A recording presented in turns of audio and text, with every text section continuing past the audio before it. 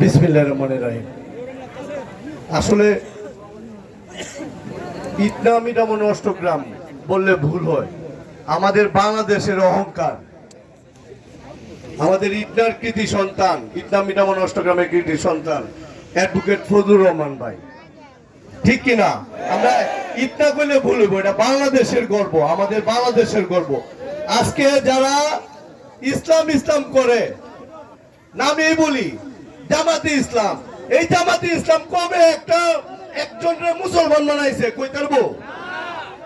আজকে যারা এখানে প্রধান বক্তা যিনি আছেন তার বক্তব্য শুনে কিন্তু অনেকেই মুসলমান হয়েছে, ঠিক কিনা?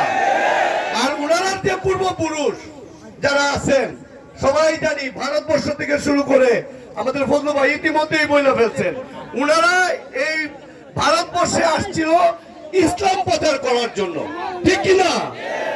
আজকে এদের বিরুদ্ধে ষড়যন্ত্র হচ্ছে। আমি বলতে চাই, আমাদের প্রিয় নেত্রী দেশনেত্রী বেগম খালেদা জিয়া উনি যখন প্রাইম মিনিস্টার ছিল তখন এই সারা বাংলাদেশে ওয়াজ মাহফিল হয়েছে ইসলামের কথা বলার জন্য, এবং যারা যারা আছেন বড় বড় আউলিয়ারা আছেন সবাই কিন্তু ইসলামের কথা বলতে পারছেন। বিগত এই আমলে, শেখ হাসিনার আমলে আমাদের এইসব হুজুরদেরকে কথা বলার সুযোগ পর্যন্ত দেওয়া হয় নাই। আমি আপনাদেরকে আশ্বস্ত করতে চাই, এই আমাদের প্রিয় নেতা অ্যাডভোকেট ফজলুর রহমানকে যদি আপনারা এই সংসদে পাঠাতে পারেন, আপনাদের ভোটে যদি উনি এমপি নির্বাচিত হতে পারেন, আমি আশা করি দেশনেত্রী বেগম খালেদা জিয়া তারুণ্যের অহংকার তারেক রহমান উনাকে মন্ত্রীর দায়িত্ব দিবে ইনশাআল্লাহ। এবং উনি দায়িত্ব পেলে, যে কথাটা একটু আগে উনি বলছেন, আমাদের যারা হিন্দু ভাইরা আছেন ইটনা মিটামন অষ্টগ্রাম, আমি মনে করি হিন্দু ভাইরা তাদের যে ধর্ম, হিন্দু ধর্ম, তাদের ধর্ম তারা পালন করবে। আমরা যারা মুসলমান ভাইরা আছি কেউ তাদের ধর্মে আমরা বাধাগ্রস্ত করব না। আর যারা খ্রিস্টান ভাইরা আছেন তাদের ধর্ম তারা পালন করবে।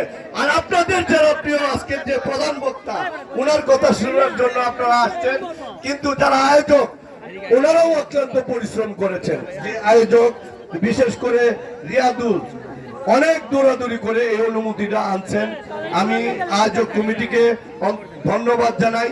ভবিষ্যতে যদি যে কোনো আরো, আমি মনে করি আয়োজকরা আমি ছোট করতে চাই না, কারণ এরা অনুমতিই দেয় না কথা বলার, এই হুজুরের কথা বলার অনুমতিই দেয় না, কারণ প্যান্ডেলটা এত নিচু হয়ে গেছে, এখনো হাজার হাজার মানুষ আসছে এই তার বক্তব্য শোনার জন্য, ফজলু ভাইয়ের কথা শোনার জন্য, ঠিক কিনা?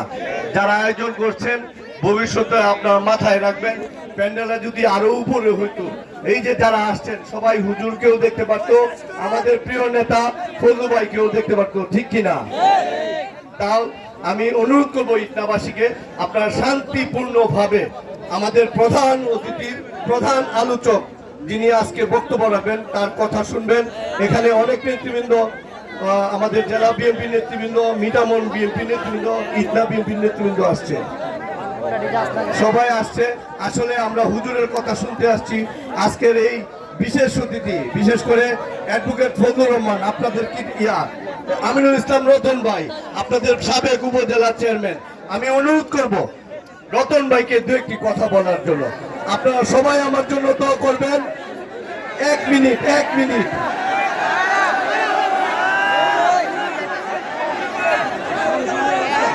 আমি বক্তৃতা দেওয়ার জন্য দাঁড়াই নাই, আমি বক্তৃতা দিবও না।